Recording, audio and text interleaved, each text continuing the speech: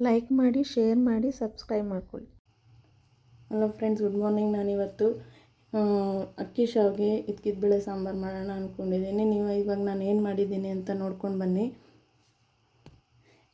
ಬೇಳೆ ಸಾರು ನಾನು ನಿಮಗೆ ಹಾಕಿರ್ತೀನಿ ವಿಡಿಯೋದಲ್ಲಿ, ಬೇಕಿದ್ದರೆ ನೀವು ಚೆಕ್ ಮಾಡಿ, ಅದನ್ನು ನೀವು ನೋಡಿ ಮಾಡಿ.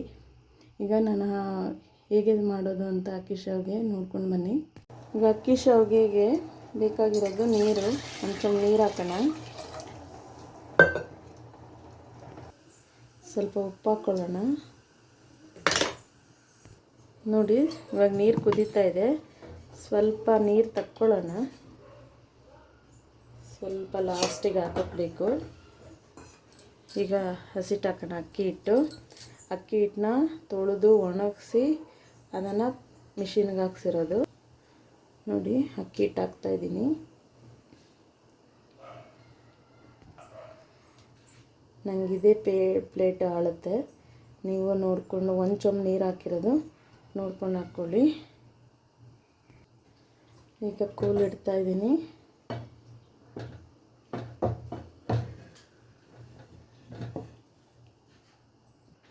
ಕೂಲ್ ಇಟ್ಟಿದ್ದೀನಿ. ಇದು ಬೇಯ್ತಾ ಇದೆ. ಇವಾಗ ಬೇಯಲಿ ಚೆನ್ನಾಗಿ ಒಂದು 10 ನಿಮಿಷ. ಲೈಟಾಗಿ ಸ್ಟವ್ ಮೇಲೆ ನಿಧಾನಕ್ಕೆ ತಿರುಗಿಕೊಳ್ಳಿ.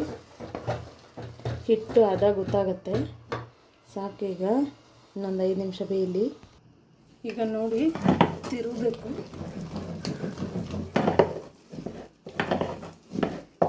ನನಗೆ ಸ್ಟವ್ ಮೇಲೆಲ್ಲ ಇಟ್ಕೊಂಡು ತಿರುಗೋದು ಬರಲ್ಲ. ಈ ರೀತಿಯಾಗಿ ತಿರುಗಬೇಕು. ಸ್ವಲ್ಪನೂ ಗಂಟಿರಬಾರ್ದು.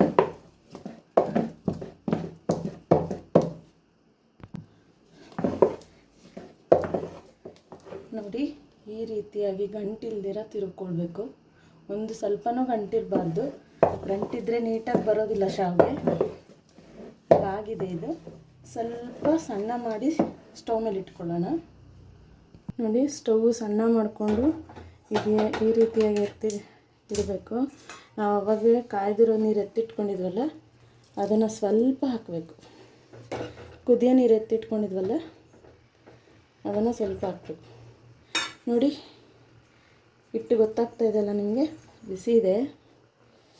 ನೋಡಿ, ಈ ಹದಕ್ಕೆ ಹಾಕಬೇಕು. ಒಂದು 5 ನಿಮಿಷ ಮುಚ್ಚಿಡೋಣ. ಈಗ ನೋಡಿ, 5 ನಿಮಿಷ ಇಟ್ಟಿದ್ದೆ. ಈ ರೀತಿ ಇದಾಗ್ತಾಯಿದೆ, ಬೆಂದಿದೆ. ಈಗ ಸ್ಟವ್ ಆಫ್ ಮಾಡ್ಕೊಳ್ಳೋಣ. ಮತ್ತೆ ಇದನ್ನು ಕಟ್ಕೊಳ್ಳೋಣ. ನೋಡಿ, 5 ನಿಮಿಷ ಇಟ್ಟಿದ್ದಾಯಿತು ಸ್ಟವ್ ಮೇಲೆ. ಈಗ ಮತ್ತೆ ತಿರುಗ್ಕೊಳ್ಬೇಕು. ನೀಟಾಗಿ ನಾದ್ಕೋಬೇಕು. ಸ್ವಲ್ಪ ನೀರೆಲ್ಲ ಹಾಕಿರ್ತೀವಲ್ಲ, ಅದಕ್ಕೆ ನೀಟಾಗಿ ನಾದ್ಕೋಬೇಕು.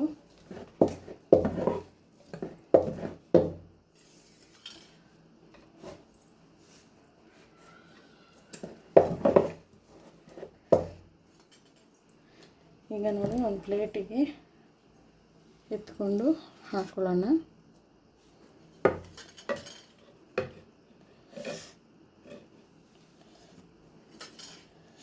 ಈಗ ಈ ಮುದ್ದೆಗಳಾಗಿ ಉಂಡೆ ಮಾಡ್ಕೊಳ್ಳೋಣ. ಸೇಮ್ ನೀವು ಮುದ್ದೆ ಹೇಗೆ ಮಾಡ್ತೀರೋ ಅದೇ ರೀತಿಯೇ.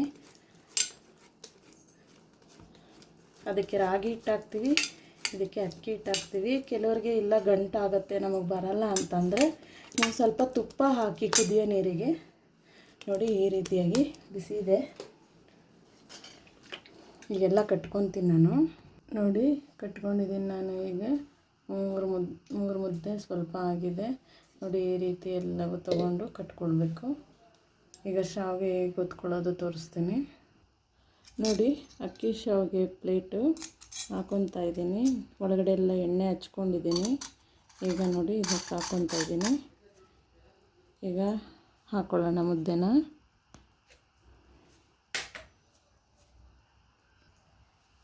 ಈಗ ನೋಡಿ, ಇದಕ್ಕೆ ಹಾಕ್ಕೊಳ್ಳೋಣ.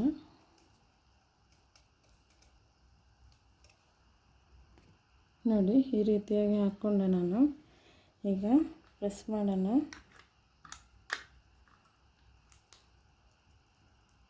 ಕಾಣಿಸ್ತಾ ಇದೆಯಾ ನಿಮಗೆ? ಬರ್ತಾ ಇದೆ ಈ ರೀತಿಯಾಗಿ.